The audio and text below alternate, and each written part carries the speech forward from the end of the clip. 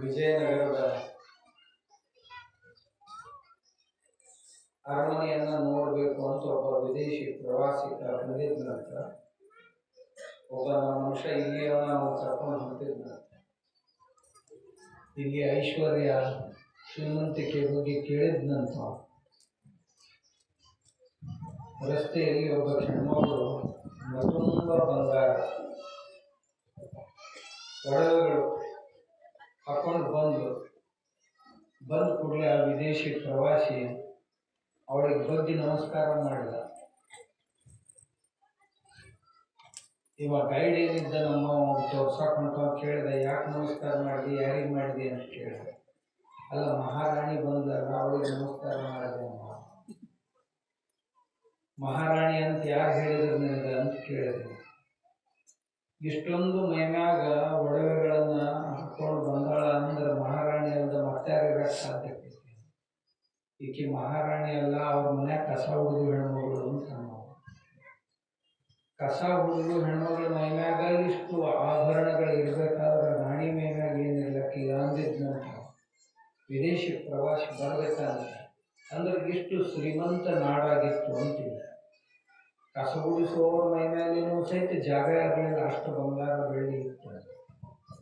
ಮುಂದೆ ವಿದೇಶಿಗರು ಬಂದರು, ಲೂಟಿ ಮಾಡಿದ್ರು. ಬ್ರಿಟಿಷರು ಬಂದರು, ಲೂಟಿ ಮಾಡಿದ್ರು. ಆದರೂ ನಾವೇನು ಬಡವರಾಗಲ್ಲ. ನಮ್ಮ ಭೂಮಿಯನ್ನ ಬೆಳೆದು ಮತ್ತೆ ಐಶ್ವರ್ಯವನ್ನು ಪಡೆಯುವಂಥ ಕರ್ಮಯೋಗಿಗಳ ನಾಡು. ಇಲ್ಲಿ ಕಷ್ಟಪಡೋದಕ್ಕೆ ಯಾರು ಹಿಂದೆ ಬೀಳೋದಿಲ್ಲ. ನಮಗೆ ಬಹುದೊಡ್ಡ ಪರಂಪರೆ ಇದೆ ಅಂತ ನಮ್ಮ ಬಣ್ಣ ಮಣ್ಣಿಗೆ ಕೊಟ್ಟು ಮಣ್ಣಿನ ಬಣ್ಣ ನಾವು ತಗೊಂಡು ಕೆಂಪಗಿದ್ದಂಥ ಈ ಭೂಮಿಯನ್ನ, ಕರಗಿದ್ದಂಥ ಈ ಭೂಮಿಯನ್ನ ಹಚ್ಚ ಹಸಿರಾಗಿಸುವಂಥ ಸಾಮರ್ಥ್ಯ ಈ ಮಣ್ಣಿನ ಮಕ್ಕಳಿಗಿದೆ. ಆದರೆ ಕಾಲಾಂತರದಲ್ಲಿ ನಮ್ಮ ದುರಾಶೆಗಳಿಗೆ, ನಮ್ಮ ಅತಿಯಾದಂಥ ಆಸೆಗೆ ಭೂಮಿ ಬಲಿ ಆಗ್ತಾ ಇದೆ. ಭೂದೇವಿ ಬಲಿ ಆಗ್ತಾ ಇಲ್ಲ. ಯಾವಳಿಗೆ ನಾವು ಭೂಮಿ ತಾಯಿ ಅಂತ ಕರೆದೀವಿ, ಆ ಭೂಮಿ ತಾಯಿ ಅಮೃತದಂಥ ಅನ್ನ ನೀಡ್ತಾ ಇರುವಾಗ ಆ ಭೂಮಿ ತಾಯಿ ಮಕ್ಕಳಾದಂಥ ನಾವು ಅವಳಿಗೆ ವಿಷವನ್ನು ಸಾಗಿಸೋದು ಮಾಡಿ ದುರಾಸೆಯಿಂದ ಇನ್ನಷ್ಟು ಬೆಳೆ ಬರಬೇಕು, ಇನ್ನಷ್ಟು ಬೆಳೆ ಬರಬೇಕು, ಇನ್ನಷ್ಟು ಬೆಳೆ ಬರಬೇಕು ಅನ್ಕೊಂತ ಒಂದು ಎಕರೆಗೆ 2.5 ಕಿಲೋ ಹಾಕ್ತಿದ್ದೀವಿ ಒಂದು ಕಾಲಕ್ಕೆ ನಾವು ಗೊಬ್ಬರ, ಸರ್ಕಾರಿ ಗೊಬ್ಬರ. ಇವತ್ತು 10 ಚೀಲಗಟ್ಟಲೆ ಹಾಕಕ್ಕೆ ಶುರು ಮಾಡಿ. ಒಂದು ಗ್ಲಾಸ್ ನೀರು ತಗೋರಿ, ಒಂದು ಚಮಚ ಯೂರಿಯಾ ಹಾಕ್ರಿ, 1-2 ಎರೆಹುಳ ಅದರೊಳಗೆ ಬಿಡ್ರಿ. ಎಷ್ಟೊತ್ತು ಬದುಕಿರ್ತಾವ ನೋಡ್ರಿ. 5 ನಿಮಿಷದೊಳಗೆ ಸತ್ತು ಅವು ಹುಳ ಹೋಗೋದಕ್ಕೆ ನೀವೇ ಎಲ್ಲರೂ ಬೇಕಾದಂಗೆ ದೊಡ್ಡವ್ರಿ 60, 70, 80 ಕಿಲೋದ ಮಂದಿ ಇದ್ದೀರಿ. ಒಂದು ಗ್ಲಾಸ್ ನೀರು ತಗೋರಿ, 1-2 ಚಮಚ ಯೂರಿಯಾ ಹಾಕ್ರಿ, ಹಾಕಿ ಕುಡಿದು ನೋಡ್ರಿ. ದಿವಸ ಎಲ್ಲ ನಿಮ್ಮ ಗತಿ ಏನಾಗ್ತೈತಿ.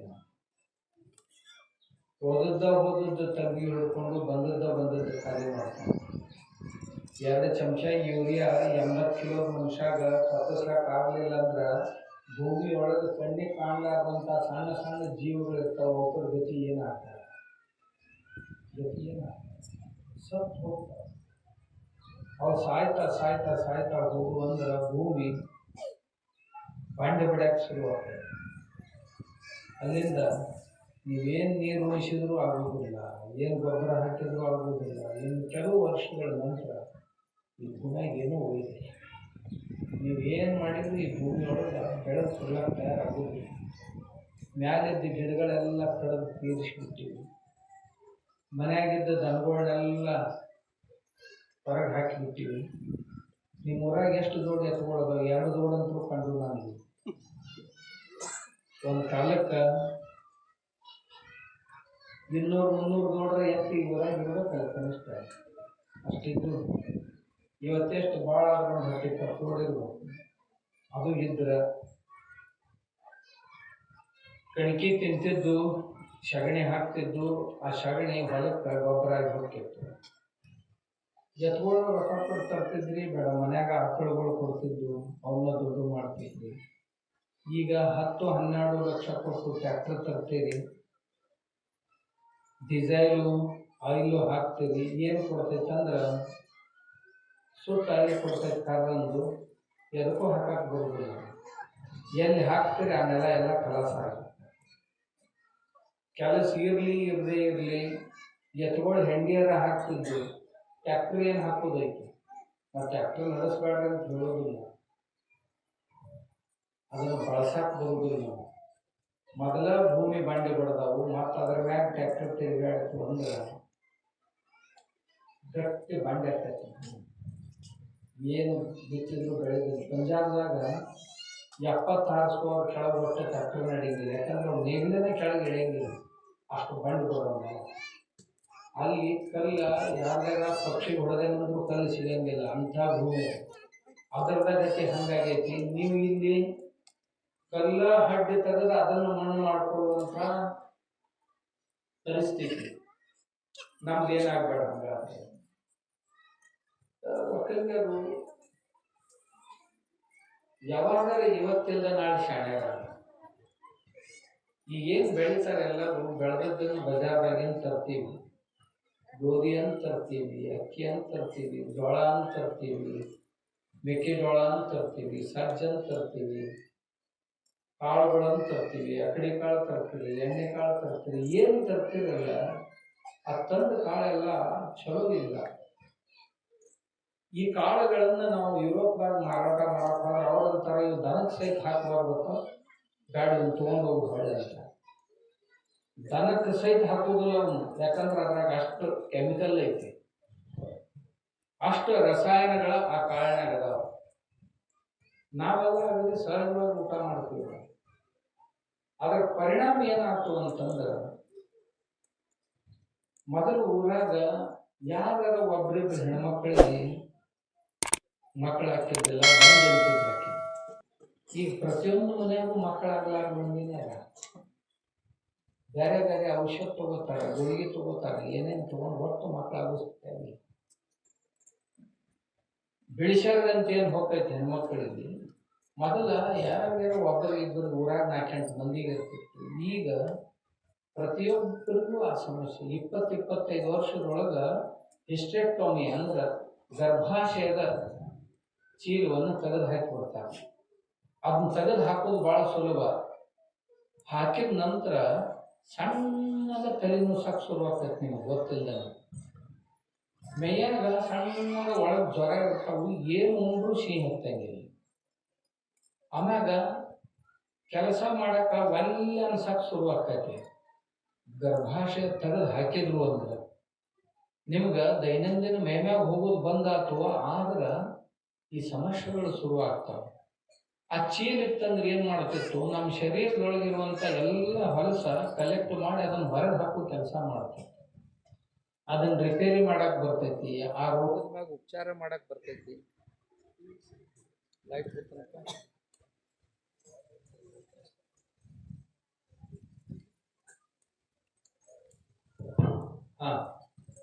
ತೆಗೆದು ಹಾಕಕ್ಕೆ ಬರ್ತೈತಿ, ಉಪಚಾರದ ಅದಕ್ಕೆ. ಆದ್ರೆ ನಾವು ಯಾರು ಆ ಉಪಚಾರ ಮಾಡ್ಕೊಳ್ಳೋದು ಬಿಟ್ಟು ಈ ಡಾಕ್ಟರ್ ಕಡೆ ಹೋಗೋದು ಅಷ್ಟೇ ತರ. ಅದ್ರಾಗೂ ಕೆಲವು ಜನ ಡಾಕ್ಟರ್ ಎಲ್ಲರೂ ಚಲೋ ಇರ್ತಾರಂತಲ್ಲ, ಕೆಲವು ಜನ ಒಳ್ಳೆ ಡಾಕ್ಟರ್ ಇರ್ತಾರೆ. ಇನ್ನು ಉಳಿದ ಡಾಕ್ಟರ್ ಕಡೆ ನೀವು ಹಾದ್ರಂದ್ರೆ ನೀವು ದಾರಿನ ನೋಡ್ಕೊಂಡು ಕುಂತಿರ್ತಾರೆ, ಯಾವಾಗ ಇವ್ರಿಗೆ ಕತ್ತರಿಸಿ ಹೋಗೋದು. ಏನೇನೋ ನಮ್ಮ ತಲೆಯಾಗ ಹಾಕಿಬಿಡ್ತಾರೆ. 5 ನಿಮಿಷನಾಗ 10 ನಿಮಿಷನಾಗ ನೀವು 10ನೇ ನಿಮಿಷಕ್ಕೆ ತಯಾರಾಗೇ ಬಿಡ್ತೀರಿ. ಇದನ್ನ ಆಪರೇಷನ್ ಮಾಡಿ ತೆಗೆದು ಹೋದ ಬಿಡ್ರಿ ಡಾಕ್ಟರ್. ಮುಂದಾಗೋ ಪರಿಣಾಮ ಏನಾತ್ರಪ್ಪ,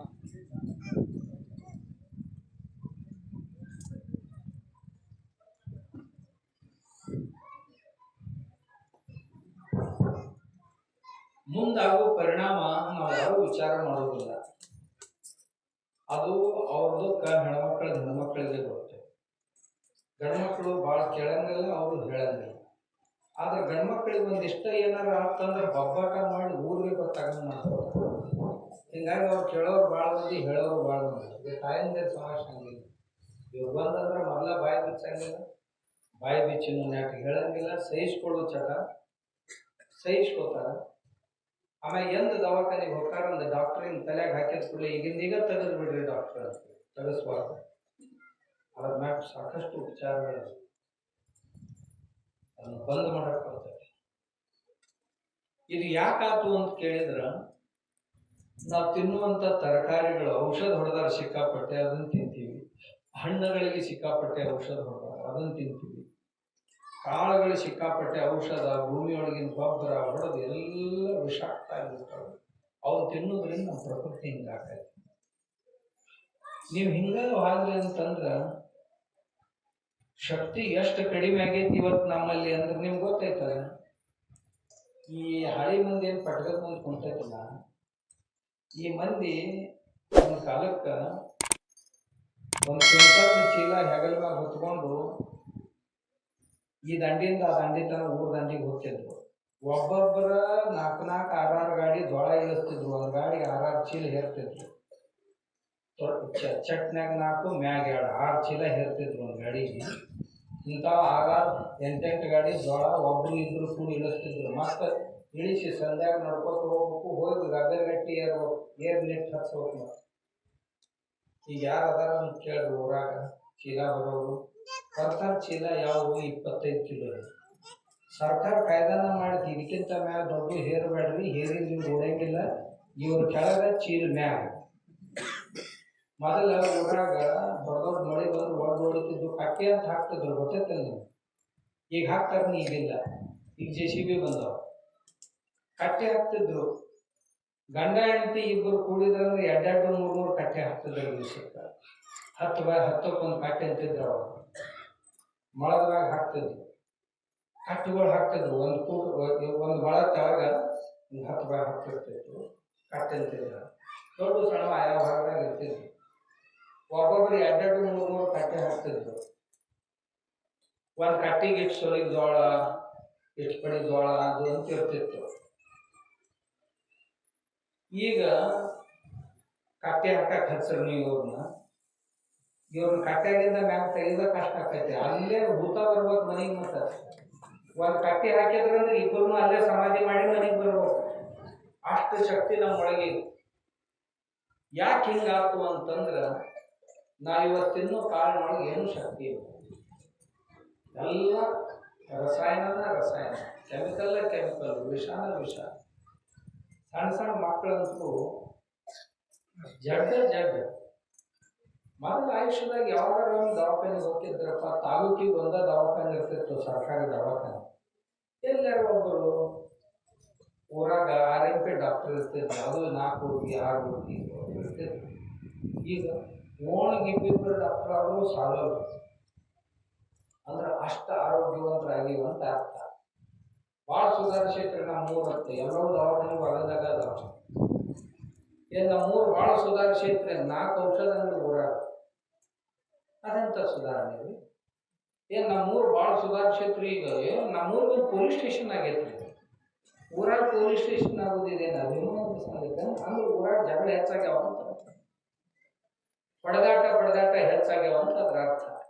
ಇದೇನು ಅಭಿಮಾನದಿಂದ ಹೇಳ್ಕೊಡುವಂತ ಸಂಗತಿ ಏನ್ರಿ? ನಮ್ಮೂರಾಗ ಈಗ 8 ಮಂದಿ ವಕೀಲರಾದ ನೋಡ್ರಿ ನಮ್ಮೂರಿಗೆ. ಇದೇನು ಅಭಿಮಾನದ ಸಂಗತಿ ಅಂದ್ರೆ ವ್ಯಾಜ್ಯಗಳು, ತಂಟಗಳು ಹೆಚ್ಚಾಗ, ಮನಸ್ತಾಪಗಳು ಹೆಚ್ಚಾಗ್ಯಾವ ಅಂತ ಊರಾಗ ಅರ್ಥ. ಮೊದಲು ಹಂಗಿರ್ಲಿಲ್ಲ. ತಿಳುವಳಿಕೆಯಿಂದ ಹೋಗ್ತಿದ್ವಿ.